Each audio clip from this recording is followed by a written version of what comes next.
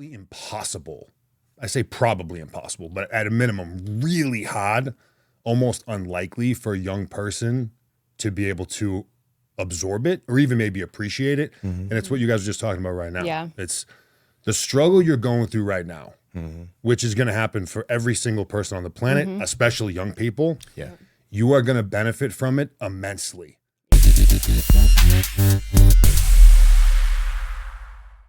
Power, which we can get to. So we can just start recording. Here, let me introduce you. Yeah, do your thing. We don't want to waste it. Yeah. Welcome to the Matt and Monica podcast. Well, we have Nick Lavery here with my wife, Monica. This is an incredible opportunity. I'm just going to do a little bit of a recap. Nick's currently serving as a Special Forces warrant officer and is widely recognized as an experienced subject matter expert in special operations, intelligence fusion, mission planning, and complex problem solving across all operation continuums. He is also the first amputee in the military history to complete the Special Forces Warrant Officer Technical and Tactical Certification course, the Special Operations Combatives Program Instructor course, and the Special Forces Combat Diver Qualification course. Nick's awards include Silver Star, 3 Purple Hearts, 2 Bronze Stars, Bronze Star with V for Valor, Defense Meritorious Service Medal, 2 Meritorious Service Medals, Joint Service Commendation Medal, Joint Service Achievement Medal, 2 Army Accommodation Medals, Army Achievement Medal, the OSS Society Peter Ortiz Award, the Bruce Lee Leadership Award, and the Special Operations Command Excalibur Award. Ooh. Nick. Nicely done. Yeah. That was a mouthful, That was man. beautiful. Man. Well done. I'm impressed. Yeah, I appreciate you giving us the opportunity to come down here. This is awesome. Yep. My pleasure. Yeah, guys, it's great. Yeah, we've been watching you for a little while, and just coming here, we drove through a snowstorm for like 3 hours. It was about a 15-hour drive, I think, but totally worth it. We made the executive decision to not put snow tires on that. We have all mounted and balanced, ready to go in the car, but we didn't do it. And we made it. We were white knuckling the whole way here. Dedication right Yeah. there. Oh, yeah. I We weren't going to respect turn around. that. All in. But I don't know where we want to kick this off. I know my wife's got some questions and stuff because technically she messaged me. She's like, "Hey, have you ever heard of Nick Lavery?" This was a few months back, and I'm like, "Oh no." And it was kind of when we were newer into the whole podcast scene, and Yep. I think I don't know if I messaged you on Instagram or something, but then it was like a while, and then we got in touch with, I don't know, like Eric, I believe. your website thing. Yep. And then it started. And here we are in Yeah. Tennessee And and here we are. Clarksville. And, yeah, it's pretty cool. But our podcast, as you know, we're kind of just starting to touch upon, was primarily based off of just going through hard times, which you of all people, you've been through it. And I don't anticipate going through your entire what you went through, losing your leg when you served and whatnot. There's so many incredible podcasts that are out there that really focus on that and how you overcame that, which We do want to say, obviously, people probably want to know about that. Sure. We won't elaborate at here, but they can go back on, probably Instagram, YouTube. You have many interviews and speeches and talks that you've done that explain everything. Sure. which are absolutely incredible. Yeah. We were just kind of talking off the mic here about adversity, and I had a lot of experience, unfortunately, over the past 2 years. I say unfortunately, but realistically, it's kind of evolved me and our relationship, and I'm in the best shape I've ever been in. Physically and mentally, spiritually, Yes. like in every sort of way. It's almost like the worst things have gotten, the better other things have gotten, because we're going down a path of trying to better ourselves, not be like victimized and all that. So Yeah, in this society nowadays, things are changing. I listened to you talk about it was something in regards to like a 17-year-old, and I kind of wanted to start this off because that's so important to me. My kids are everything. Like if you had a message for either A, your younger self, or B, somebody that's say 15, 16, that's, just going through the motions of life in school, things are very different than when you and I were younger. Sure. yeah. What are your thoughts on that, and where do you want to kind of hit on that? Yeah, I'll tell you, man. And I love kicking off a conversation with targeting young people. Yeah. And It's everything. Yep. they're it, man. Yeah. Like they're the future. They're the ones where all my kids are going to rely on. Yeah. Especially that kind of impressionable 12 to 19 kind of demo. Yeah. It's like you guys are it, man. So Yeah. we, us like older people, have not only a responsibility, but there's an investment to be made for our own well-being and benefit, and that of our kids and our future and our country. Yeah. All these things. So I'd say there's probably two that come to mind. One is probably impossible I say probably impossible, but at a minimum, really hard, almost unlikely for a young person to be able to absorb it or even maybe appreciate it. And it's what you guys are just talking about right now. Yeah. It's the struggle you're going through right now, which is going to happen for every single person on the planet, especially young people. Yeah.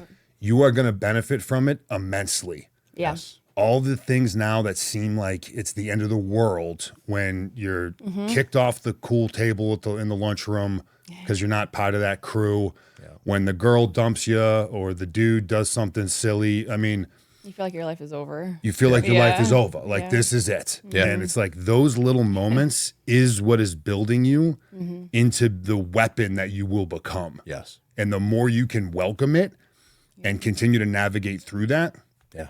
with the assistance of people around you, guardians, family members, coaches, Yeah. you will be much better off than those that have been put in this protective bubble Yes. of isolation and comfort. Yes. Like the winning comes from the pain. Yeah. The suffering is what creates the growth and what turns you into a strong, capable human. Yeah. And people look at me now, man, whether it's just like my physical appearance or like this cool guy picture of like a thing or Instagram and like all this stuff. And there's this massive misconception that I've kind of like always been this way. And it's just so far from the truth. Yeah. I mean, We want to get into that because I've got Yeah. questions. yeah, you I know? grew up Yeah. small, which is hard to believe now, but like physically small. Like I was a Yeah. tiny little human, small, scared, insecure kid that was picked on and bullied and struggled socially and struggled in most facets of life. I want to touch upon the bullying, not to interrupt you, because Yeah. that was something I dealt with. When I was younger, I think 4th, 5th grade, and I've always been a pretty easy target because I've always been so damn nice to everybody. So it's easy to screw with somebody when somebody's You just take it. yeah. But we actually had a podcast with a guy that he did it all about bullying, and just great guy. His name is Mr. G. Do a shout out to him. He worked at the school with my son, one of my kids, and he was honestly an angel in disguise. He's changed the trajectory of my child's life that was going through a very difficult time about 1.5, 2 years ago. That was really cool. But Yeah, I mean, in those moments for me, when going through it is excruciating and brutal. And I can remember as a kid, like staring out of my bedroom window in tears, like praying to something that I wouldn't be a loser my whole life. Yeah. That was just like a constant thing. Yeah. And so when you're living in it, it's, I say again, almost impossible to like see the value of it. Yeah. But now, years later, I can look back on those moments of struggle, and that is deeply ingrained in how I was able to do these things that we'll talk about and the way I live my life now. It started then. It started for me at 4 years old and went all the way up through my time in college. Yeah. So that's one thing I'd say to the young person. Again, knowing that it's incredibly unlikely for most to like even see that Because potential. when that hit you, when you understood that, when did that happen? Like, what did you go through to be like, wow, this, like the struggle, the pain is like what's making me grow? I was probably in my 30s. Okay. Yeah, By same the here. time I began to look back and be like, damn, like that's how. Yeah. That's how I've got this like resilience and like toughness. It takes a lot of repetition because it's a skill. Yeah. So like my development of mental toughness and resilience started when I was 4 years old. Yeah. I got a lot of good reps in. That sucked. Yeah. But it has to suck. Yeah. You So moved that's- a lot, right? Moved a lot, new kid in school, struggled socially. So that's one thing I would say. And then the second thing, which I think is a little bit more practical for a young person to at least begin to grasp onto, is prioritizing integrity. Yes. And being a good human. And it's so easy to get caught up in the noise and the riffraff and make horrible choices like we all did, and we'll continue to do to some degree. Doing the right thing. Morally, ethically, legally, I mean, regardless of who's watching. Yeah. And that's when it gets tough because we're influenced by our peers and our social circles and who we want to conform and be around and So on be point. accepted. So it's really Yeah. easy for us to nod our head at and be like, being a good person is a good thing. And that's pretty easy to get behind. It's when those like you're met with those choices and you're at that decision point, sometimes countless times a day. Yeah. Like you're gonna have to go against the grain. Yeah. You're gonna have to be like a weirdo, a buzzkill, an outlier, a nerd, like whatever term you use. But that's an indicator that you're on an actual path you want to stay on. Yeah. And the sooner you can begin to operationalize that, man, like the better you're going to be. Yeah, I press that on the kids' heart. If they're when they watch us, they're going to be shaking their heads like, "Oh, here he goes." Talks about integrity all the time. My kids could tell you what integrity was Yeah. at 10 years old. They could tell you a definition of it. 'Cause Sure. I think that is quite Super literally important. It's everything. It's Right. one of the pillars that we all need to uphold. But, Right. Talking about what you said in the beginning about kids, you know, trying to go through the pain and understanding the pain is what's going to make them grow. I think it's hard because they're so young, but it's our responsibility to try to teach them that, because there's so many parents out there that are like, oh, honey, it's okay. You know, they're just being mean. If something is on the outside that they can't control hurting them, instead of kind of being like, be tough, you know, not just get over it, but learn to cope with it. Don't let it control you. And I think as adults and parents, we need to probably do better with that. she works You at know what I mean? elementary school, by the way. Just Oh, so you wow. know. Yeah. Fantastic. Yeah. Okay. Yeah. So I see a lot, you know, just the pain that kids go through. And you just got to lead with love and love them, because some of them don't get that at home. There's no shortage of Right. lack of that. Right. It's hard. It's hard to do. Like, It is. so I'm a parent of two young boys. My oldest is 7, youngest is 3. And I quote Jordan Peterson now and then. And here's one where he dropped a knowledge bomb on me that just broke my brain.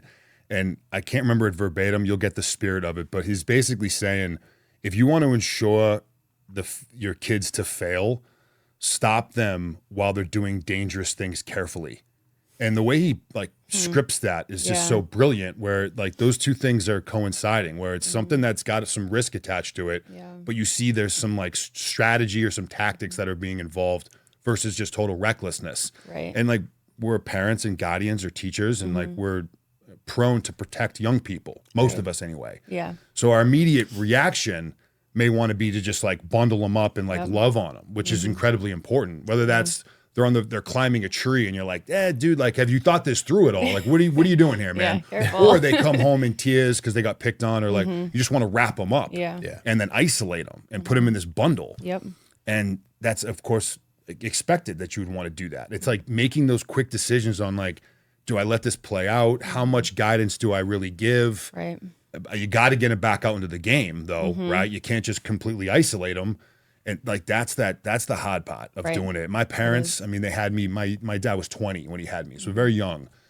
And I talked to both of them, even still, I mean, as recent as just a couple months ago, on this exact topic. I'm like, hey, when I was a kid, and I was coming home beat up, you know, in tears, on like a daily basis, you guys would give me this guidance and mentorship. And then you put me right back out into the game the next day. And like, that is the process of conditioning, whether you're conditioning the human body or mind. It's struggle, recovery, repeat. Did you guys know what you were doing? Because it seemed to me that you were looking back, like brilliant with your approach. And they're both like, no, we had no idea what we were doing. Yeah. We were just trying to like do the best thing for our kids. And I'm like, Yep. well, shit, whatever it's worth coming from me. Like, you guys seem to have like nailed it. At least got really close to that mark, you know? Yep. It's like while you're learning, they're learning too. Yeah. You know, like parents don't know everything. I'm still learning, and I have a like 19-year-old, you know, so it's like, I don't know what I'm doing. I've never had a 19-year-old before, so I'm learning with her as she's growing. Right. Yeah. I recently this year, I've never told my kids this because I never heard it growing up. I'm like, you know, set a goal that's so absurdly high and, you know, settle in between. You know, my parents never told me that. And I had great parents, love my mom and dad to death.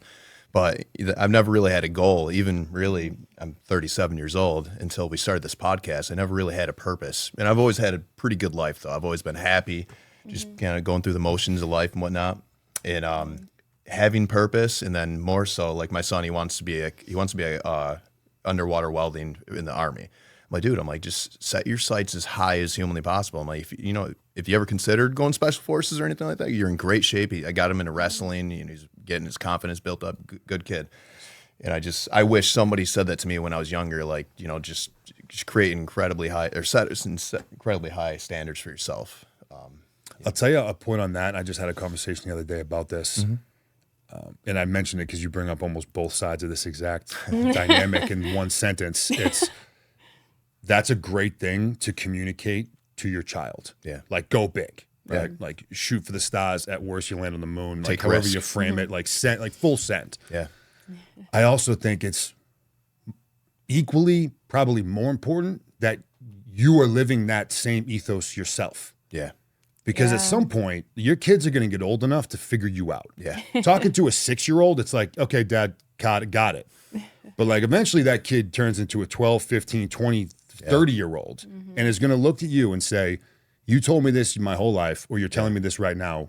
Did you do that? In fact, like I already know the answer to the question because I was alongside you during the journey. Yep. Why didn't you do it? Yeah. Like you better be prepared for that discussion. You're like, because that facade, that like mirage where it's like do as I say, not as I do, that doesn't fucking work. Yeah. right. And like even the younger people who don't know it, they are absorbing that. Yeah. Yeah. So I love this conversation because it emphasizes the importance of us not only to live by example, but not use our kids as an excuse to not strive for our purpose Yeah. and for us to be going big. Yeah. And many parents do that. It's like the Oh, yeah. second I have that responsibility, everything that in my life is no longer relevant. Yeah. It's all about this one human or series of humans. And they're, of course, a priority. But we must continue to prioritize ourselves, not only for us, but also for them. Yeah. Well, I think subconsciously a lot younger kids, they want to mimic their parents. So if you're, eating right or being active, they want to do that too. They want to do that with you. Yeah. When I was younger, like my mom was like my queen, I want to be like her. And this is also tough. I mean, now my son's been old enough now to kind of grasp what it is I do for work. And, when I'm going on that next deployment or I'm going on this next like 2-month training mission or like I'm leaving again, right? Like dad's going to work and I'm not going to see him for X amount of time. When he hit probably like 5, he was like, why are you leaving us again? And like, that's brutal at crossroads. When they're 3, 4-ish, it's like, they don't really get it. Once they get to the age where they know you're leaving and you're not coming back and they ask you the question, it's like, oh, damn, this is like a whole new ball game. And that was hot. The first time I left for an extended period of time when he got to that age, I was like, dude, like, how do I justify this? There's almost that like cognitive dissonance effect where it's like, you're one of the most important things in my life. I need to be around you to help guide and mentor and mold, but I also have a professional obligation. This is something we all struggle with. I don't care what you do for a living. Like you have to work and you have to take care of your family. It's hard, so, but to that point, I love what I do. I have a sense of purpose with what I do. He knows that about me. Like dad is a soldier and he like represents something bigger than himself, but that comes with some costs. Yeah. And that one of those costs is him leaving for months at a time. In the moment, for a 7-year-old, not going to quite fully grasp that cognitively, but I'm confident that emotionally and in his soul, he's getting it and he's learning it. So this Right. exact message, if and when he comes to me and he's like, did you do that? Yeah. Be like, yeah, I did, and I did. You were right there along with me for the ride. That's interesting thinking of it like that. Like they pick things up. They notice. They're smart. They're a lot smarter than what people think. They think kids, I think, just sponges, are man. there. Right, they are. Sponges. 100%. Yeah. And that's the thing, I was listening to Atlas Altman, I've been talking to him quite a bit lately, and he talks about, that you are your company. You absorb a piece of anybody that you talk to, you interact with, essentially. And I think that's pretty valuable. I think that's a lot of what I really enjoy about this podcast. And when you're having an in-depth conversation with somebody, I believe you do. You absorb, hopefully, a piece of their knowledge and their perspective. Perspective's everything. I completely lost my train of thought. I was going to bring a notebook and write things down while we were talking about. I can just rip this stuff off and then you can take it and write notes down that you want. I have wicked ADD, so if I have a thought when you're talking, I don't want to interrupt you, and I'm like, Yeah. and it's gone by the time it's. Yeah, he'll every now and then I'll be talking and he'll be like, "Whoa, wait," and cut me off. I'm like, "Go ahead," because like I don't want him to lose If I don't get it out when I gotta get it out now. Yeah, he does totally. Yeah. What specific mental strategies help you stay positive and focused during your recovery from your injuries that you sustained? Which I want to real quick for people that don't know. I know you were injured 3 times. It was all 3 of them were in Afghanistan, correct? Correct. And I don't recall what your first injury. I remember Shoulder. Shoulder, yes. Shrapnel To the shoulder. I know you took an AK-47 round to the face. People are just like what? Yeah. And then I know you sustained some PKM rounds to the leg with 5 rounds to your right leg, which inevitably caused you to lose your leg. And then I believe on the bird out, you had a blood transfusion with the wrong blood type, and you were already not in a good situation. So I just want, for people that don't know what this guy's been through, it's absolutely unreal. You have to watch his story. I watched Machine Fighter, I believe it was called. Jim Reapers. That was it was absolutely incredible, Yeah, man. they And did a great job with Yep. it. and just more so listening to you talk as a person, because on the outside looking in, I never talked to anybody that was special forces or Navy SEALs and whatnot. Now up to this point, I've talked to a handful of people, and every one of you I notice are all incredibly humble, just real dudes that you all have a pretty strong connection to spirituality too. Yeah, None of you theme. haven't, and I believe that's so important. I started going to church, or my family started going to church December of last year. Just again, going through difficult times, and I realized when you can cast your fears and anxieties in something bigger than who we are, I find that to be so valuable. And I like to tell people, I try not to push religion or anything on anybody, but I will tell people what has worked for me and what's worked for my family, and just physical fitness, spirituality, and whatnot. I didn't really have a question out of that, but I was going to let you kind of key off on. The first thing that came to mind, man, is the expression, there's no such thing as an atheist in a foxhole. Yeah. And it's like, and this isn't exclusive to even military, and certainly not to special operations, but during the last 20 or so years of conflict, those being counterterrorism, counterinsurgency types operations, like special operations has been at the forefront of that fight for 20 or so years. Not to discredit what our conventional brothers and sisters bring to the fight, because they're essential. Yeah. I only frame that because the handful of that you've spoken to, and I'm sure many that you will continue to in the future, a lot of us have been in those situations, many, many, many times. Yeah. And it's in those moments, it's like, you're talking to someone, right? You're talking to your teammates, and you're talking to yourself at times, but like, are you not also, please God, please something, like help me through this when things are getting real? I've been there, but I can tell you, for me, even having done that, my sense of spirituality, which I do think is different than religion. Like, religion and spirituality can be two different things to the individual. Yeah. You can practice a religion, and that can be whatever you want, or you can just have a sense of spirituality and be in tune with that. That relationship, I think, as well.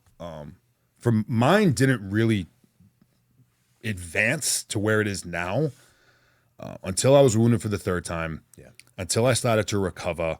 And then I started to talk to a lot of the people that treated me, the doctors, the nurses that were physically on the ground with me. And this has gone on now for years. And I've pretty much spoken to directly, I'd say, just about every single asset that helped treat me. And there's a lot of them, like dozens. I mean, like physically had their hands on me. And, with some of the things you mentioned, multiple gunshot wounds, severed femoral artery, on the ground an hour and a half, blood transfusion with an incompatible blood type. Like, I should have died, like, from 9 separate things that all happened at the same time. Any one of which really should have killed me. And asking these doctors, some of the most brilliant scientific minds on the planet, hey man, how can you explain me being here right now, talking to you? And I've gotten the same exact answer from every single one of them. And there is no scientific explanation. Like, that's it. And, there's, of course, the argument to be made that we just haven't learned enough about the human organism to be able to say that's how. That's fair to say, because we still have a lot to learn about this entity that we all operate day to day. So really, it's my scientific, analytical, critical thinking mind that I have, brain that I have, has only funneled me even further into spirituality, which starts to get very theoretical very, very quickly. Because that is the answer to the question, at least for now. And you know what? I spent years trying to figure out why me, why and how. And I've been able to answer both of those questions. It took me about a decade, but I was able to answer both those questions. And now I can just move forward and execute. How much convincing did it take to get them to allow you to remain active duty after you lost your leg? I would say no convincing, but I did have to prove my ability to do it through an absolute gauntlet of assessments and tests. Were they like, oh, you have to prove it and make you like work so much harder?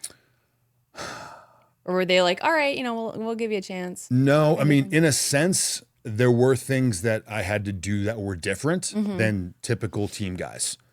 That has since been changed. In fact, like, one quick example, the unit literally built a physical training assessment specifically for wounded guys that were trying to get back onto the team. So this is in 2013. especially in special operations, there were a lot of guys that were getting banged up, varying degrees of injuries, Yeah. many of which were crazy enough, regardless of the injury, to like want to go back into the game, me being Yeah. one of them. So the powers that be were like, let's put together an assessment to run these guys through to see if they can go back. It was solely for us. Since then, someone said, well, if we're making like the injured guys do this, do we not want to make like everyone else do it? Yeah. Like, what are we talking about? So that exact assessment has become a standardized Cool. assessment across the force. So there were things that I had to do that were different at the time compared to my able-bodied, brothers and sisters alongside me. But it was also completely and totally warranted. Like, Yeah.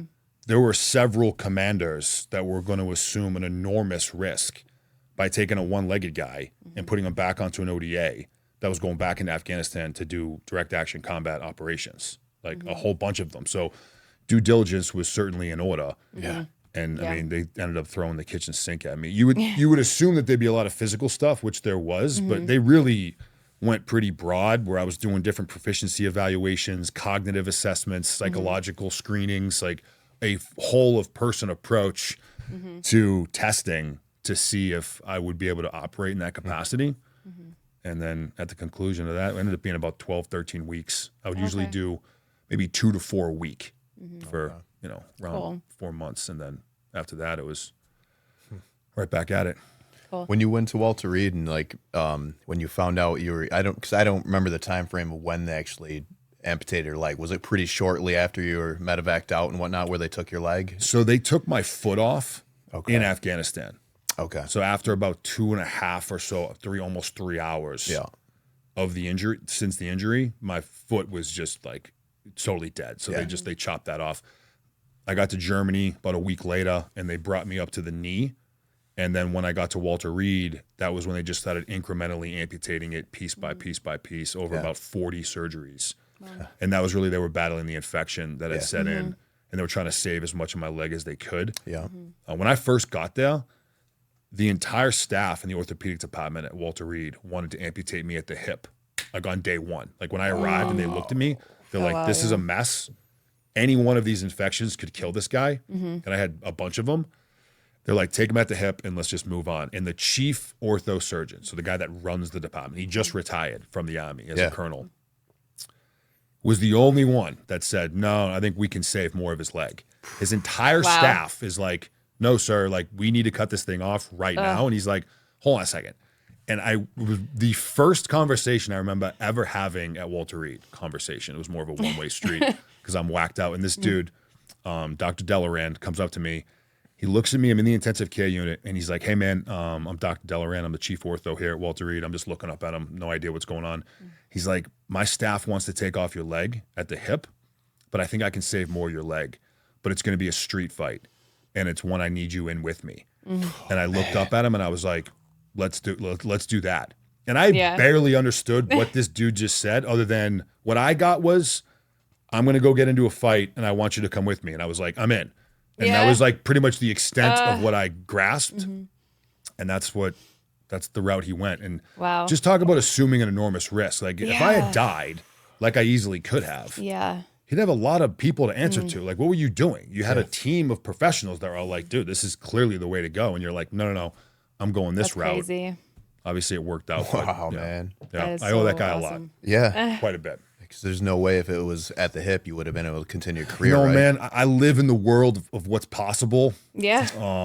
I would say that would be as close to impossible as it gets. That's what I was thinking. It's really, when it comes to amputations, it's not so much the loss of the limb as it is the loss of the joint that makes the difference. And every joint you lose compounds the challenge tremendously. Yeah. It's like if you're a below the knee amputee, and that's hard, and I get it. I got plenty of buddies that are missing, their feet or foot.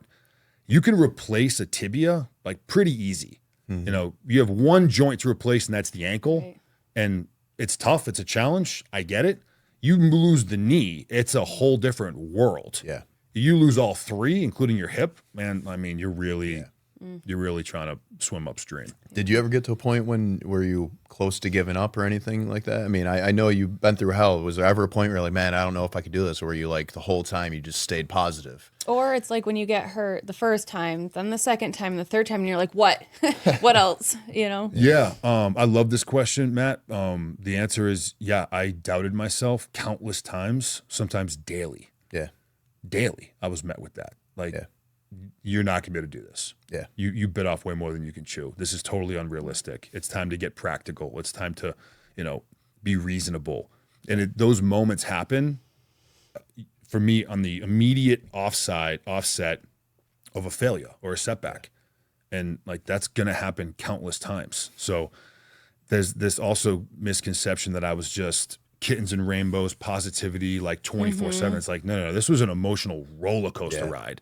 And I was in the gutter countless times on a daily basis. Did you have somebody specifically that just kept you going no matter how negative you got? Because she is, there's been many times in the last year, even up to recently, because we've been going through a very difficult situation. And no matter how dark it gets, she is so freaking positive to the point Well, I used to annoy him. It used to. I'm like, dude, no, like just stop. But Right. now it's gotten to the point I realized if I didn't have that, I don't know where I'd be right now. And that's huge. Yeah.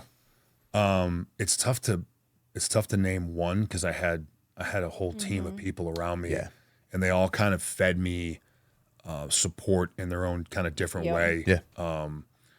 Like both my parents were right there. My dad was literally at Walter Reed living with me for the first 6 months. That's awesome. And he's my father, but like I said, we're not that far in age because he had me really young. He's my best friend on this planet, like by a mile. He's my father, and I respect him as such, but he's also my boy. Yeah. So I had that perspective, that like constant, like dude, like right there. That also poses, a challenge for him because I'm his son, and I'm set myself on this journey where if by some crazy happenstance I'm able to do it, I'm going right back into an environment that he would rather me not be in. Yeah. So that's tough for him. I was going to say, does he get like emotionally involved in trying to like pull you back so you don't keep going and maybe getting hurt again or having something else happen? Yeah. He's like, what are you thinking? And that's the thing. So Yeah. like it was almost like this kind of phased model where in the beginning, and this is not just him, but most people, they'll tell you anything that they think may help you mentally, physically, emotionally, anything. Yeah. Like you're definitely going to go back and be a team guy for sure. In the back of their mind, they're like, there's no way this is going to happen, but like that doesn't matter right now. What matters is his well-being and mental toughness, and focus, and like all those things, which I get. Yeah. Slowly over time, though, like that starts to come a little bit more to the surface. With my father, my now wife, teammates. Like, hey, bro, like we love you, but like this, this probably isn't going to happen, right? So like, at what point do you start to introduce a little bit of practicality and to give someone some guidance into a direction that you think is more productive for them and their future and their family? And like, when do you do that? And it's an individual choice. So I've got like hundreds of people around me who love me, care for me, want what's best for me. And at different times, they all hit that point where they wanted to introduce a little bit of, reason into the equation. And that's when you really have to get focused on, your faith and your belief. And are you willing to maintain that despite other positions from people who you love? Yeah. And whose opinions you respect? That can be really hard, especially in today's world. We want to be in these like echo chambers of like, I only want to hear what I want to hear all the time. Well, having that outside perspective is incredibly valuable. If you can balance that between and know where they're coming from and respect it. I may disagree with you, but I get where it's coming from, and we can have difference of opinions on this. You think what you think, I think what I think. I love and respect you. I'm going to stay on target, and I know that you will support me in that in one manner or another, and that's okay. So you got to get that kind of that comfort in that kind of isolated space where you're surrounded by people. And it's not just physically isolation. I mean, the early mornings and the late nights when it's like literally just you doing a really hard thing, that's one thing, but more of that mental isolation where you are alone in your convictions. But do you believe in it enough to keep going? Yeah. I mean, not that we can compare our situation with yours, but like us starting a podcast, a lot of people are like, are you crazy? Why are you even doing it? Like what's the point of it and stuff? And we're like, no, we've got this. Like we feel like we have purpose. Oh, man. We're helping people. And I think people are starting to come around and they're like, okay, wow, you guys are making a little bit of an impact. You know, it's cool. Keep going. But at the beginning, they're just like, I don't know why you're doing it. Sure. Yeah, I've But dealt we with. kept doing it. This hasn't bugged her nearly as much, but worrying about judgment. That's been probably the biggest thing I've been trying to deal with since we started this. And now that we're kind of getting a little bit more validated, we were on like a local news station, and we are actually, all my Army buddies would bust my balls for this, but we were featured on Central New York Heroes about 2 weeks ago, a live radio broadcast with a 37-year news legend, Dan Cummings. Yeah. And and we recorded, and I brought my cameras to the studio. I'm like, listen, I have a podcast, obviously. Would you care if I recorded this as a podcast episode? And they allowed us to. They were honored. And it was a really, really cool experience. Yeah. And you know, the fact that I'm sitting here with you right now, you know, that every little bit, you know, it's just a little bit more feeling validated really cool. and whatnot. But it's, you know, trying to get over that and just realize, like, just be yourself. You know, there's a book, something Braun, I can't remember her name, but she's it was the top 5 regrets of the dying, and I guess almost all the regrets of people that were on their deathbed that this person interviewed were all unanimously the same. It was essentially live your life true to yourself, you know. And there's so many people that wish they did something where they just did something that they truly loved. Yeah. You know, not that there's anything wrong with working 9 to 5s. You know, I'm still working a 9 to 5. Hopefully someday I'm able to do this full time, but you know, being yourself in a day or in this world that's trying so hard to make you be everything conforming to the standards of society sets. It's not easy. But You're doing good so far. yeah, and I'm feeling a little bit more Me too. comfortable and whatnot. Small victories. It is. Yeah. Those little Baby little steps. wins. Yeah. That's it. Yeah, Yep. and I've realized don't ever hope adversity goes away. And I really just try to embrace it, because the second you hope that storm's ending, you know, it just comes in full force. And I think that, you know, with this imposter syndrome, I think it can be a very valuable thing. And somebody talked to me about that a couple months ago that I really respect, and, you know, kind of changed my perspective a little bit. If you're feeling imposter syndrome, you're going out of your way to be different than other individuals. A lot of times it's you evolving. And I think a lot of Like times you don't recognize yourself because you're changing. and I think a lot of that is from the adversity. I think they say it's the fire that forges the iron. I do believe that. Yeah, 100%. Yeah. Yeah. So you have said a lot about your why. Like, people should have a why and a reason of, like, why do you have this job? Why do you do this hobby and stuff like that? Your first why you like joining the military or kept going or whatever, is it the same as it was before, or has it changed to, like, keep you going? That's a good question. It's definitely changed. Yeah, it's changed over the years. You know, Yeah. I decided to join the military really just because of 9/11. Like that was really it. Yep. It's kind of counter to what I teach and what my team does with our clients in terms of emotional regulation, emotional control. Logic and emotion are antagonistic of each other. Mine, there was some logic that was involved in it, really just to decide where I wanted to serve and become a Green Beret. Okay. But it was a very emotionally charged decision for me. I mean, I was angry, and that was kind of it. It really had nothing to do with national security, wanting to serve my country. Yeah. Nothing. If I'm being brutally honest, like it really wasn't. It was like I'm just going to go in full force and I'm going to do this and Yeah, like, that was it. I'm pissed. How dare Yeah. you? Like, I can be an asset. I'm coming to get some payback. Like that was it. And then, you know, once you start doing it, it changes. And for me, like the major change was it became about the guys on my team. It was about them, you know, in ODA, it's 12 dudes in a special forces detachment. So you plus 11, it's a small crew and you get to know each other very, very well. Yeah. And it becomes about them. And then it kind of becomes about them and their families. But that becomes like the driver to get up and do the hard stuff and commit to the process and do all these really hard things in training, operations, the 4 a.m. wake ups, of these things. It's about them. And then through that, for me, developed like a love of the game, like a passion behind earning a Green Beret every day was by virtue of them. It was by virtue of the people, you know? I mean, and there are other aspects. I'm competitive. I'm stubborn. Like I'm going to find a way to win. Those kind of like superficial peripheral stuff, which can be powerful. But at the core, why keep going? Why go back? Even if it's just today, like why go to work and do this? Aside from I said I would do it, like integrity, like I said I would do this. I have a duty to do my job. It's mostly a result of the people I get to do it with.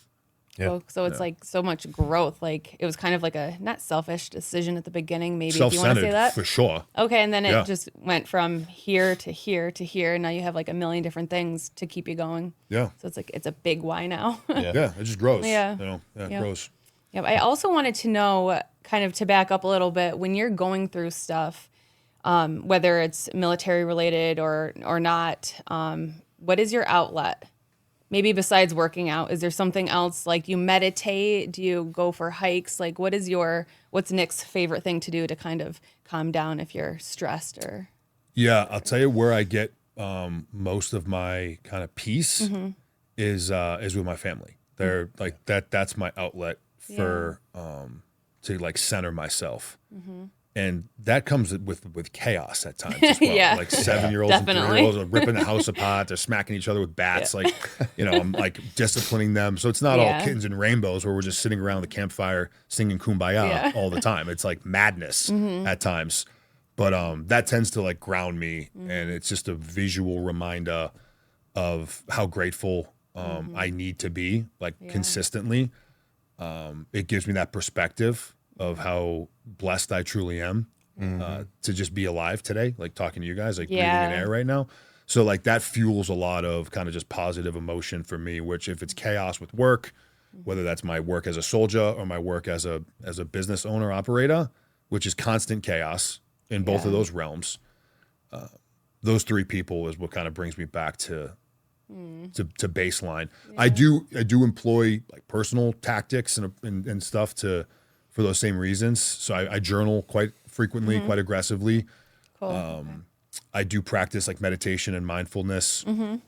And, for me, I get a lot of that when I'm in like struggle. So like cold plunging, like I'm just like I'm like leaning into that.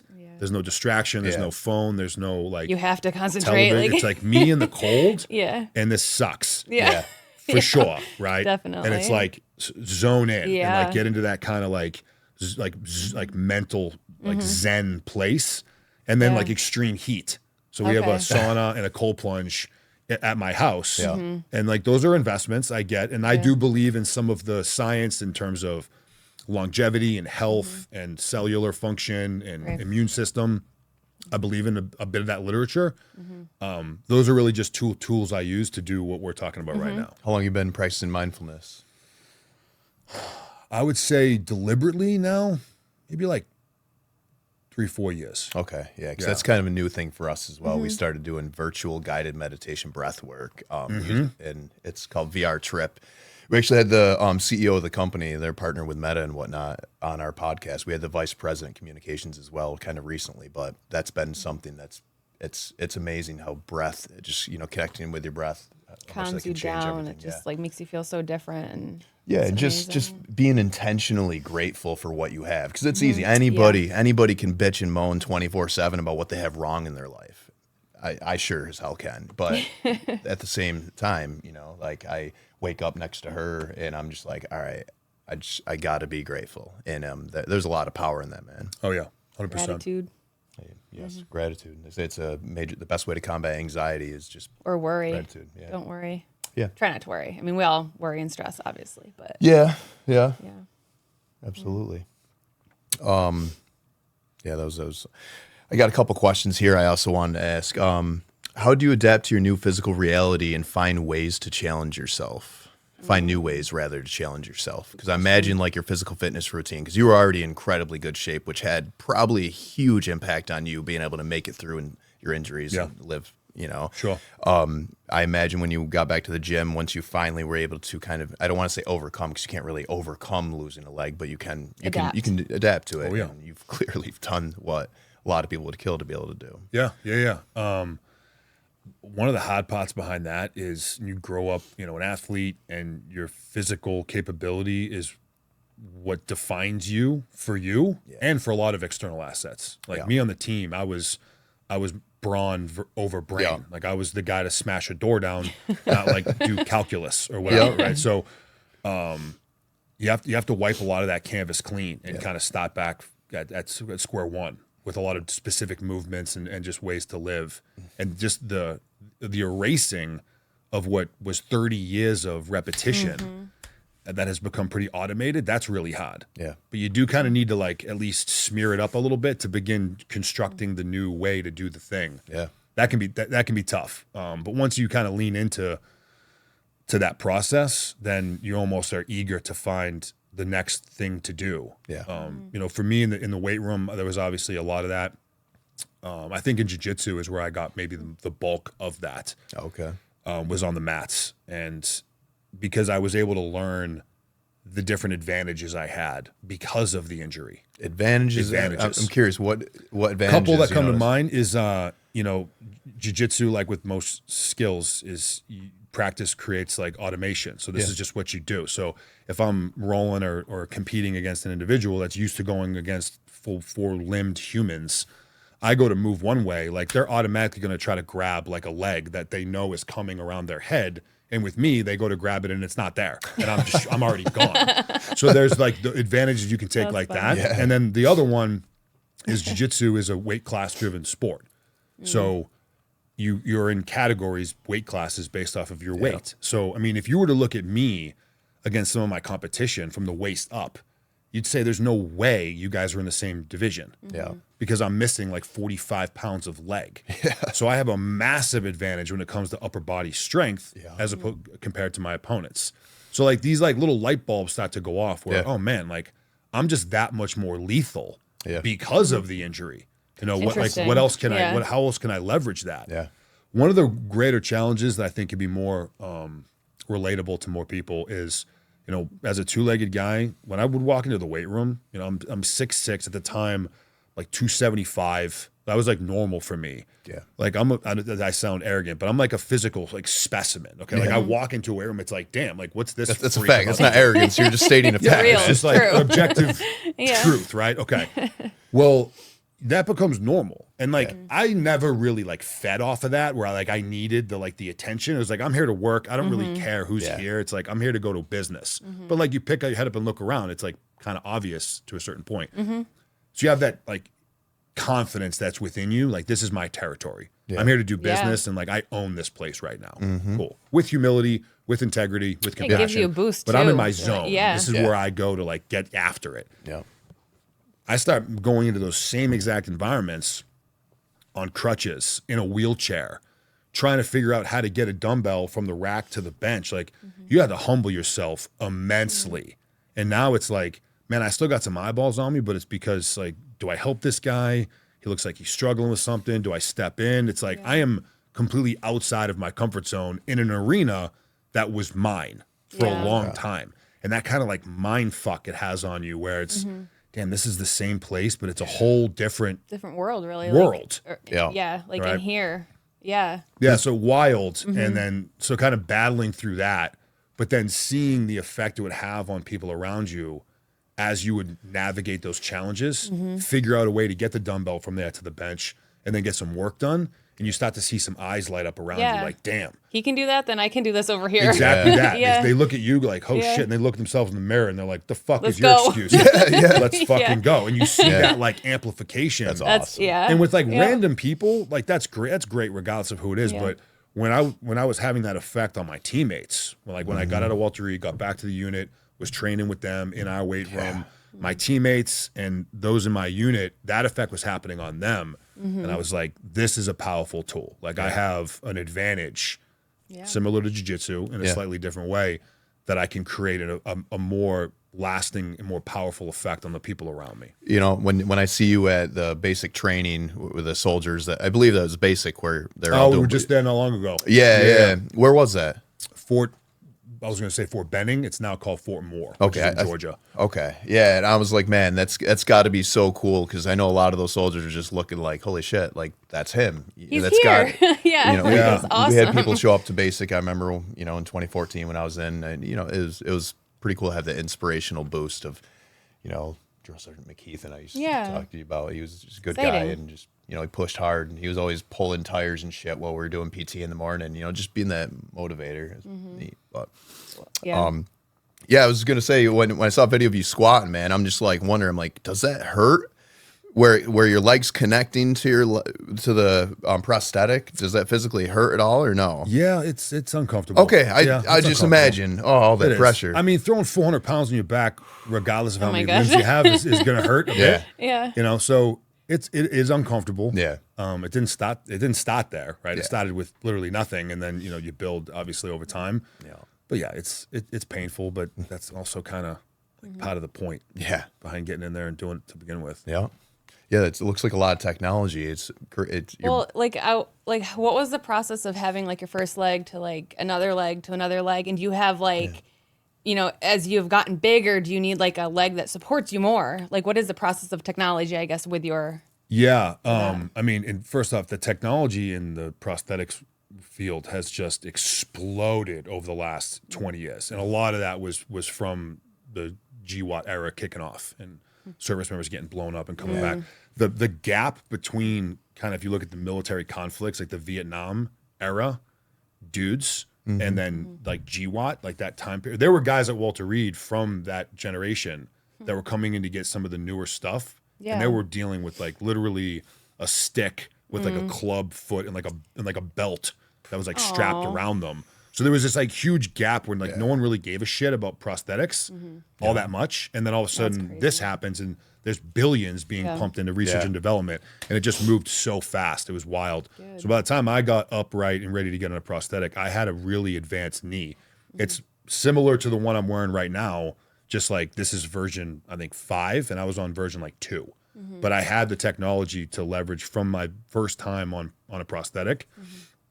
And this thing is just, I mean, so it's made by a company called Autobach. It's called an X3. The X4 actually just came out, and it's insane what this thing can do. So to answer your question, there's a computer in my knee, like a microprocessor. So they're able to adjust like the load capacity that I need for me as I'm getting bigger. So they were able to just literally like, you can do it on like, there's an app for that. True story. You can go in and just like do it for yourself. It's insanity what this thing can do. wow. So yeah, they've had to make adjustments, over the years. And then certainly when it comes to like specialty components for like a specific task, like running or rock climbing or scuba or jumping out of planes, like I have a specific setup for those kinds of specific tasks. Cool. Yeah. Awesome. I know you graduated combat diving, and when I was in basic, there was a guy next to me, and he was going to, because I was 12 Bravo, he was going in to be, what is combat diving? You remember the number off the top of your head for the MOS? Not that it matters, but. Well, for us, combat divers is not an MOS. It's an advanced skill. Okay. Now, there are like Army divers. That's Yes. a job, which that's different than what SF combat divers do. Oh, okay. Yeah, I so didn't they're know two that. I different didn't things. know that. Okay. I knew that was supposed to be like a 99% dropout rate or failure rate for that. So I imagine it's probably no different for you guys, but yeah, that's interesting. Speaking of combat diving, how was that course? How was that because I saw pictures, you had a flipper attached to the end of your knee, it looked like, right? Was that prosthetic they had? Yeah. Yeah.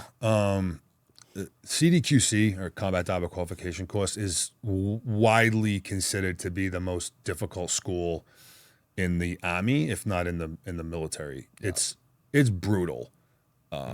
Very physically demanding. Yeah. Like the barriers to even get into the class are really, really high. And what makes it that difficult is, while it's tough to be hungry and thirsty and hot and cold, like in that school, you're going to go without the thing you need more than all those other things. Yeah. And that's this little thing known as oxygen. And you're going to go without that for like extended periods of time. Yeah. And it's brutal. So it's more mental.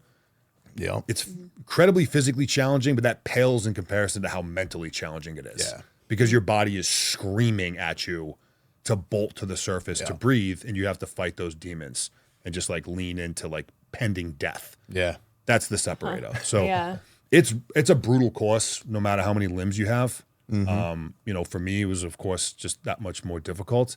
It's one of those moments when I made it known to my leadership that I was going to go.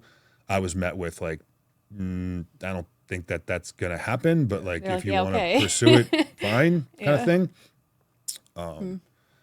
So yeah, I had to, in preparation to it, and while I was there, I had to kind of go to another level Yeah. of productivity and discipline and like work ethic. That's pretty But I'll cool. tell you what made it maybe more difficult than getting back onto the team is when I was getting back onto the team, it was just me. Like I wasn't married to my wife yet. We didn't have Oh, kids. okay. So it's a lot easier to like truly go all in when it's really just you. Yeah. Right. Now, Tony, my now wife, she was right there with me, which is its own story of like how we kind of navigated that together.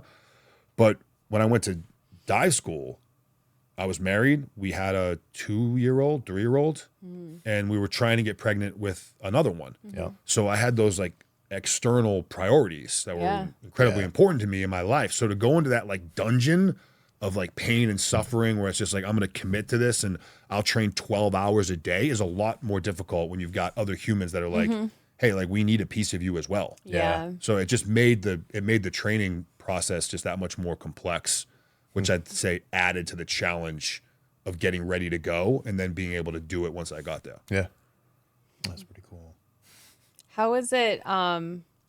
So I know we asked if she could join us today, which it's fun for me to have like the wife next to whoever we're talking to. We interviewed Akshay Nadavati with his wife Melissa, and it was really cool because you get her side and her perspective on.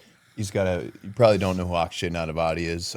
He's a Marine Corps veteran he's a big time entrepreneur and mental health advocate. He's right now, as we speak, he's doing a 110-day trek across Antarctica unassisted with a 400-pound skid.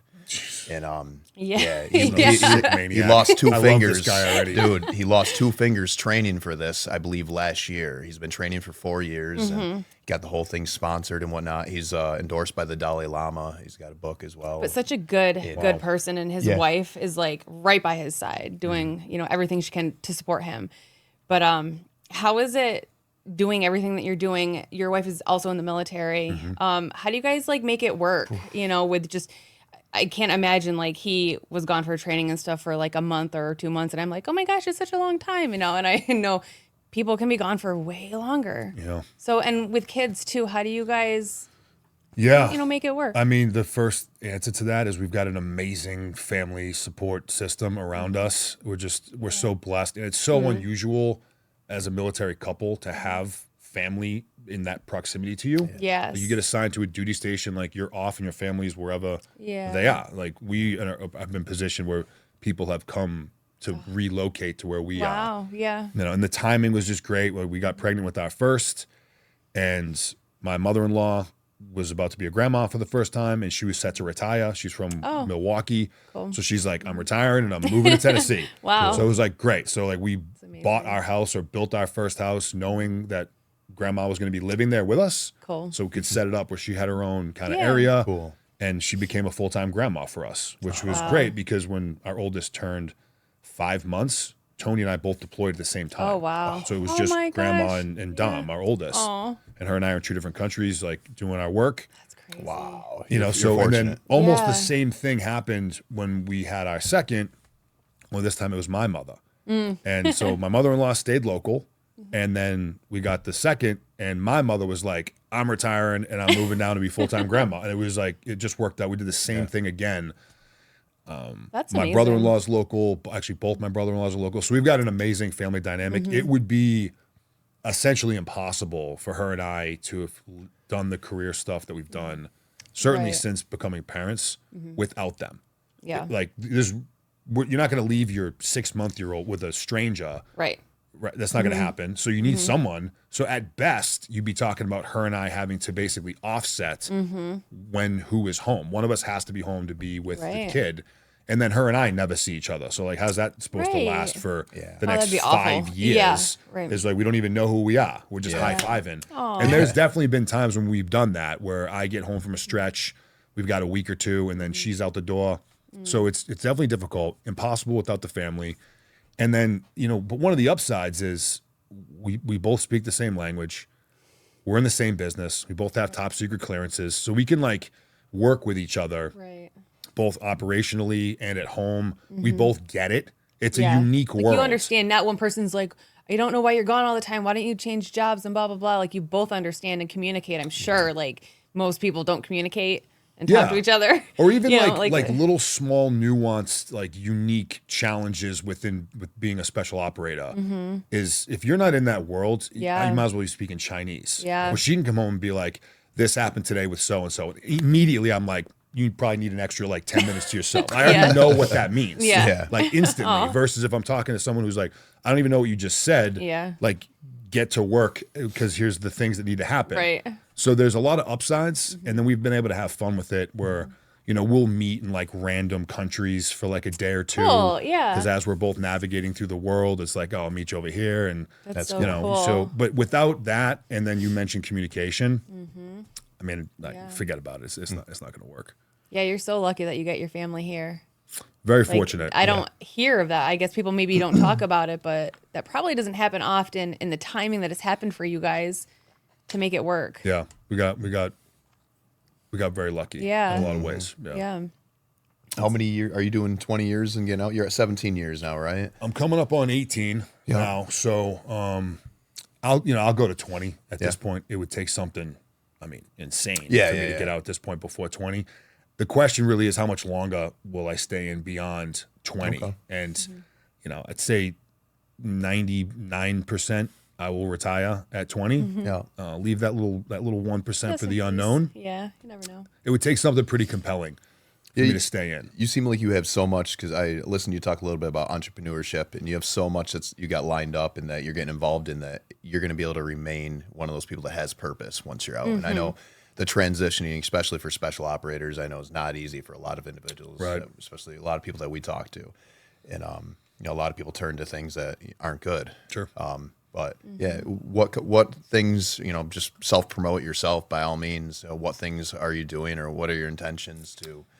Obviously, you're author of a book, which I 100% will read. Oh yeah. But yeah, what do you got planned on after you retire out of the military? Yeah, I mean, you mentioned that because I'm fortunate in many ways, but one of which is what you just said, Matt, is I've been able to identify what my purpose is post military service, and the lack of that is oftentimes catastrophic. Yeah. For people getting out, you know, when you live this very unique lifestyle with a lot of responsibility that you gain quite a bit of fulfillment from. Yeah. Through the good and the bad and the ugly, there's this massive like void. Yeah. And many just continue to kick that can down the road, and it's like, I'll figure that out later.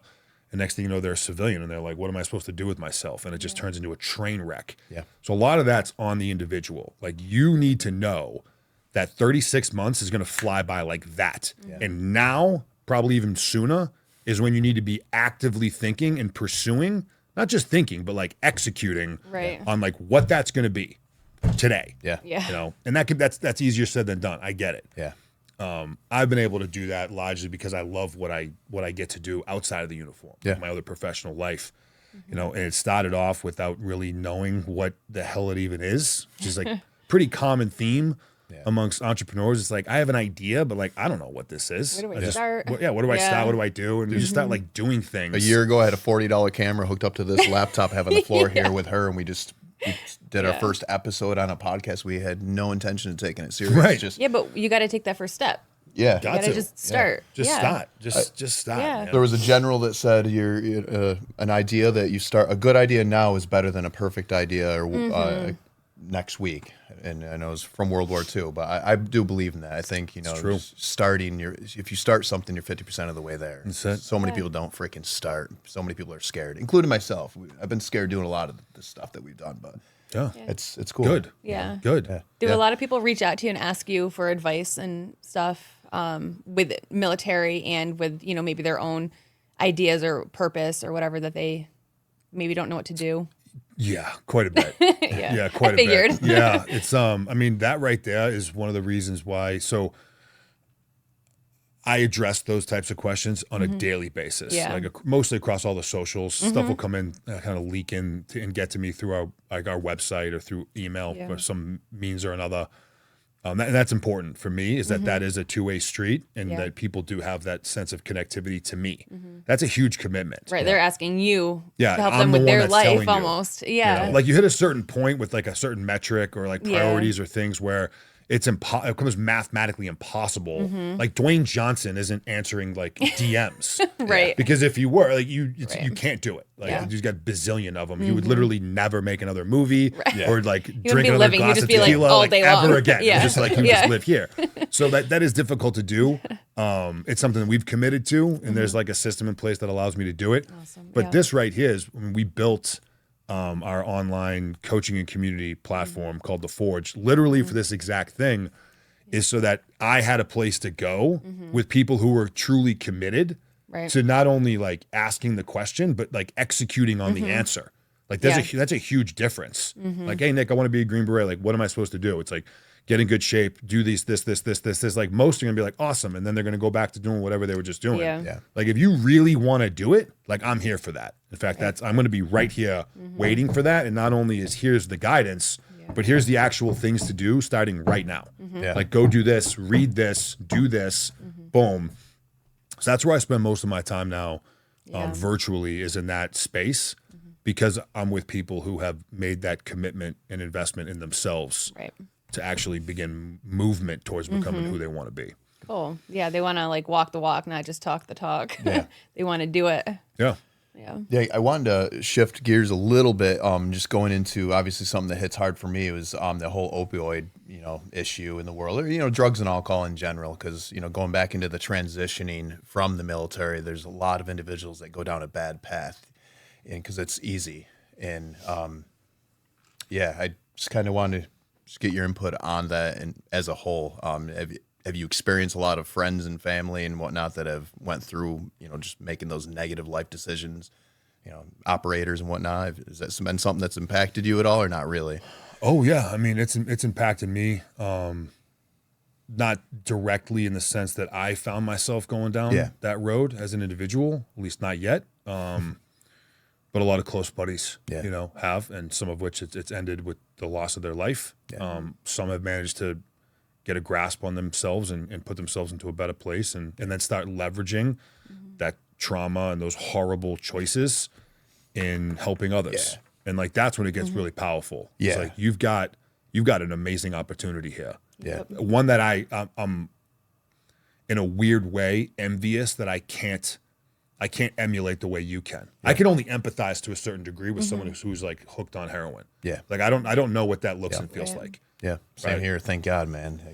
Like I'm like addicted to like plenty of things, but it's like eating enough like protein, and I'm addicted to like training really hard, and like I'm obsessed with hitting my next deadlift PR. Yeah. Like those are obsessions. But I can't empathize with that, enough. Yeah. So some of the people that I've brought onto this team are those that have gone through this exact thing with substance abuse and like that road to recovery. And they're just the way that they are so open and vulnerable about some of the things that they've done. One of our guys, his name is Ben Monette. I served with him. He was a Green Beret. Lost his Special Forces tab, meaning it was taken away from him, erased on paper. Almost 2 decades of experience as an operator, doing amazing things on behalf of his country, combat diver. Like this dude checks every block of advanced school, special skill, combat deployment, like uncertain environments, in and out of embassies. Like this dude's resume is insane on paper of what this dude's done. And you look at him and you're like, you're an absolute specimen. Most of that's being wiped from history. All right. And he's going to enter the realm of being civilian. He's in the process of doing it right now. Because of his struggle with substance abuse. And he hit not only rock bottom like once, but like there was actually a lower bottom that no one really knew existed. I mean, he was right there, attempted to kill himself, like right there. Managed to get a hold of things, get some support, Me and some of my guys came in as well, started to love on him and really just say, hey man, like, you've got an amazing opportunity here. I can't do what you can do, but I want to be able to create the effect that only you can create, like together. So let's do that. He's one of our speakers. He's one of our coaches in the Forge. He's an absolute weapon of an asset. That's awesome. So I can only empathize to a certain degree, but what I know is true is going through that positions you to enable people in a very unique way. I agree. That others can't. The connection, people going through the same thing, like, being an addict, or trying to be a recovering addict, talking to someone that's never been through it, you might help me a little bit, but I don't get that connection with you. Like, you don't fully understand. So I want to talk to someone like that. Right. You know, like him, if I was trying to better myself, like he doesn't know. So on the way down here, just tacking onto that, we drove through Kentucky, which is the first time she's been in Kentucky, I believe. So I lived for 7 years off and on in Glasgow, Kentucky, which is like down the road, Bowling Green, that area. And I was in a really bad relationship, abuse, and like all that kind of stuff. And I had 2 daughters, 2 and 3 years old, and left the Corvette Museum in Bowling Green. My mom came and picked me up, and we left like to save our lives. It was that bad. Wow. But there were drugs involved and stuff like that. So I have been clean for 15 years, actually, in Congratulations. August. So it's just being connected with someone that's been through it. Your friend will help so many people. Yeah. It like gives me goosebumps. Yeah, you know, it is. It's a huge, huge thing. I mean, what I can relate to, I mean, this is maybe a little more specific to like the military community, certainly the special operations community over the last couple decades, is especially early on in that GWAT era. I mean, there was very little care about the longevity, health of the individual. It was like, we are being tasked with way more work than what we can fulfill by the different GCC commanders. Like, we need 100 ODAs like tomorrow. And it's like, well, that doesn't exist. So we're all operating on this, 6 months on, 6 months off, sometimes 9 months on. When I say on, I mean like forward deployed. With a 4 to 5, maybe 6 month reset, and then you're back at it again over and over and over and over and over again. And that was just normal. Like, when I got to the teams, that was totally normal. There was nothing unusual about that. Nobody was like, what are we doing? Like, we're destroying these people. It took a decade plus for all that work to start to rise to the surface as how it affected the individual. Right. And for a lot of guys, it was that became the outlet. When you had 4 to 5 months to like get your mind right and kind of try to detach from the crazy stuff you were just a part of, like that's where a lot of people went, and that's a very slippery slope to be on. So I can understand it.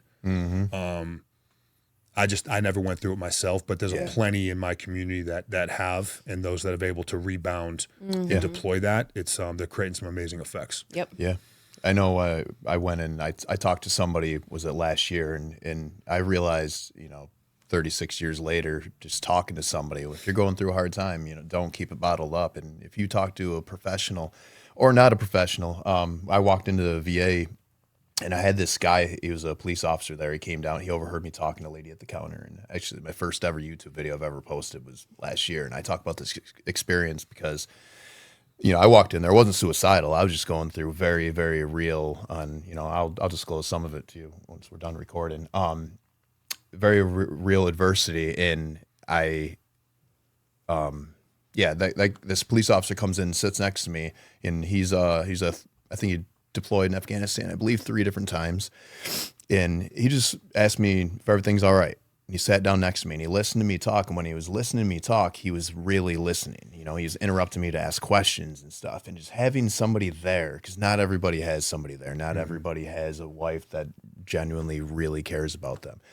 And there's so many people out there that don't have the support system that you have or that I have, and we're so damn fortunate and blessed to have. But I really believe there are assets out there that people could reach out to. They say the suicide hotline or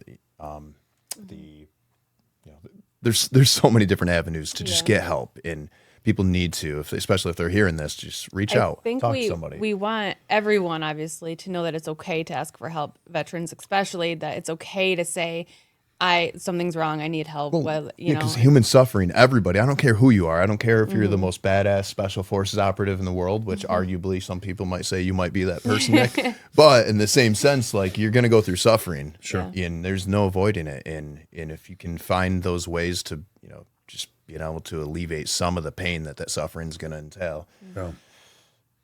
It's that stigma, especially in, not solely, but especially in military, law enforcement, first responder communities, this stigma associated with, I think I may need some assistance. And the fear of being outcasted or seen as a liability or losing your security clearance or not being able to go on this next deployment. It's this wild paradigm of, even when you get to a point where you recognize like the destructive nature of your choices and the lifestyle, but I still have to go do the next thing. Yeah. I think it speaks to like the sense of duty we have to each other and like a mission and how powerful that is. Yeah. We're like, this is literally killing me. But the idea of not going on the next one is maybe killing me even more. Yeah. Like I have to keep going, even though it's destructive. And like, how do you off ramp from that? And so the fear of saying like, I think I may need some resources to come in prohibits a lot of guys and gals from doing it. Yeah. Like I'd rather just suffer in silence and figure it out, And they don't want to appear self-medicate. weak too. They want I to be think seen as that- weak or right. a liability, Right. which I get. You know, I Yeah. think that's not, I don't think, but I know that slowly is starting to shift. Yeah, I agree. We're late as we tend to be, but Yeah. the more and more guys and gals that do it, especially those that others look up to, Yeah. where it's like, oh, well, if it's okay for him, like, or her, like, Yeah. it's okay for me. I would say it's not only okay, that's actually the courageous route to take. Yeah. Especially I agree. for kind of type A aggressive individuals. The easier option is to suffer in silence and just keep pounding through. Yeah. That's what we would all rather do. Yeah. Right. That's the easy route. The hard route is saying like, yo, I crossed the threshold here. I'm going down a bad spot. Like I need some resources. Yeah. That's the avenue of more resistance, Yeah. which is literally the definition of tough. So if you are as tough as you need to be and as you are, like that's the route to go. Yeah. Like those are the guys that have my respect. Those are the people that Yeah. I look up to because you're taking the hard route. And I Yeah. know how hard that is. And you're leaning into that discomfort anyway. Yeah. Like, fuck yeah. Like keep going. Do Yeah. it. Dude, I've been running with her a lot. I've been running 8 miles, 3 days, generally 2 to 3 days a week, and bought a heavy bag, bought a speed bag, and got a little gym in my garage, and we've been killing it. Well, he's been killing it. I'm not as good as you. No, she's kicking ass too, and I think, Hell yeah. dude, just crushing it physically, like the difference that, and if people really had any idea what we had going on, it's I don't know, it's cool to inspire yourself, and I'm sure you got to be able to relate there. Like you've been through hell, and like the fact that like there's nothing wrong with loving who you are and being positive self-talk and shit. I never thought I'd be saying Self-love, these things. taking care of yourself. Yeah. I never in a million years thought I would sit here and be talking about that, and it goes back to the mindfulness and stuff, just investing in yourself, taking care of yourself. And if you take care of yourself, especially if you're a parent, like it's going to trickle down. Your kids are going to see that. Positive self-talk. Your brain listens to what you're thinking about, if that makes sense. You know, it does. Kids sitting on video games 24/7, you know, get them off the couch outside running with you and shit. My kids do, and I don't know. Yeah. There is a direct correlation to physical capability, physical training, physical suffering as it pertains to mental strength and mental health. And like that's that like chicken or the egg, like what's more important, like mental strength or physical strength. And like we can debate they're both just as important to each other. They work in harmony with each other. The more mentally strong you are, the harder you'll be able to push yourself physically. Yes. And like it goes around in a cycle. I don't give a shit which one came first or which one's more important. But I would say that physically anyway, may be the most efficient and objective means of creating strength as the human. Because the iron doesn't lie to you. Yeah. Like 100 pounds is 100 pounds, period. Yeah. You either pick it up or you don't. You get into like mental strength and forging mental resilience and mental toughness. That gets pretty squishy and unidentifiable really, really fast. Yeah. The numbers, how fast did you run the mile? That's it. Yeah. Cool. You want to do it faster? Then do it faster. Like, so that's what I love about the physical component to it is it's completely and totally objective and it is directly tied to mental strength. Yeah. But they do go hand in hand. I think the problem is nowadays, just society as a whole, people don't want to put in the work. People want these instant results. People want to be in good shape. People want to lose weight. Nobody wants to put in the work. No, give me the hack. Yeah. The Right. instant, Give me the instant hack. gratification. They want to lose weight in like a week. You know, sometimes it might take a year. Yeah. Sure. You know, do it the healthy way. And you know what? Like, really, I'm not saying we're bitching and moaning about the younger generation. It's easy for us to do that at times. Like these kids, they're lazy and they're on their phones all day and like whatever. They don't want to work hard. They have no discipline. I would agree with probably most of that. But we're also the ones that created all the efficiencies that they take advantage of. Yes. Yeah. Right? Like the 12-year-old didn't invent DoorDash. That's just like normal. Right. Like I'm hungry, cheeseburger, boom, and Right. it shows up. Yeah. So like that's getting more and more normal. And it's only going to grow exponentially faster as technology grows over time. Yeah. this is the way they operate. This is normal for them. Like the idea of I need to like learn something, like go to a library, check out an encyclopedia, like pull the little index card to find the right book. Like that's insanely outdated, right? Like it's archaic. Like I have a question about something. Boop, answer. So we have operationalized immediate gratification, especially for our younger people. It's not their fault. Like we're the ones that did it. Annoyed with them. They're like, here you go. So I just like to bring that up because us as like the older generation can look at the 19-year-old and be like, get off your ass and go do something, and then his or her response can be like, yeah, but why? I don't need to. Yeah, I can do this and like I got this. I got the thing, and if I want a different thing, I can get that just as fast. Yeah. So it's an interesting discussion. I love having. What I do emphasize, and this is the realm that we live in, with these undeniable themes of human performance that are not going away no matter what technology comes out. Discipline, work ethic, resilience, consistency. Is in today's world, if you have, as a young person, just a fraction of some of these ethos, just a little bit, you will steamroll everybody around you. I don't care what piece of tech you want to use to go do a thing or what you want to become. You have a slight sense of disciplined behavior and a degree of work ethic and a willingness to get your ass kicked and keep going, you will dominate those around you. Dominate. So it's an amazing opportunity that those that choose to take advantage of, it's right there for the taking. You put in the work, people are going to notice. Oh yeah. And I tell my kids that all the time. Just put in the work, make good decisions, put in the work, and I think it goes right hand in hand with that because there's so many people, like I said, not willing to put in the work, especially these newer generations. And I don't know. I think there is a good move though. With technology changing and even with AI coming out, we have no idea what's going to happen in the next 5-10 years at all. I don't know how big you are into the whole AI thing and machine learning and all that. I work as a cybersecurity engineer. And, oh, cool. It's going to change things dramatically in ways we can't know, and it's a little scary. But there's a big push for spirituality. I noticed I couldn't believe it. Like my son did football for the first time this year. He did JV, and we went to a dinner or whatever, and before the dinner, the whole football team prayed together, and I'm just like I never saw that even growing up when we were younger. When I think it was less taboo to be religious or whatever, and now it's like it's really cool, and you see things on TV. There's a lot of top songs that are all about overcoming adversity and I think people turning their lives around, and they're being less scared talking about it. Yeah, like it's a cool. They don't push, want to be man. so categorized as like these weird religious people, Right. Like Culty. right. Yeah, that is cool. Yeah. Makes me feel I good. think we're coming up, about an hour and a half. I know we had slotted an hour and a half. Is there anything you want to touch on before we? I don't think so. It's really cool to be here and to meet you and this is awesome, man. Good times. yeah. Hopefully we can keep finding just incredible people to talk to. This is humbling beyond belief. I never in a million years thought I'd be sitting anywhere doing a podcast. Talking to Nick Lavery. Like that. It's wild, man. Boom. It's awesome. One small step and then just keeps going, man. It's awesome. Good for you guys. Thank you. Yeah, we appreciate it, and you keep going, keep hammering away. Likewise. Looking forward to the next one. Thanks, brother. Yeah. guys. Maybe your wife can be next to you Yeah, next let's time. do it. That'd be fun. Yeah. Yeah. And I got, a list of people to recommend for you guys to consider Oh, sweet. having on.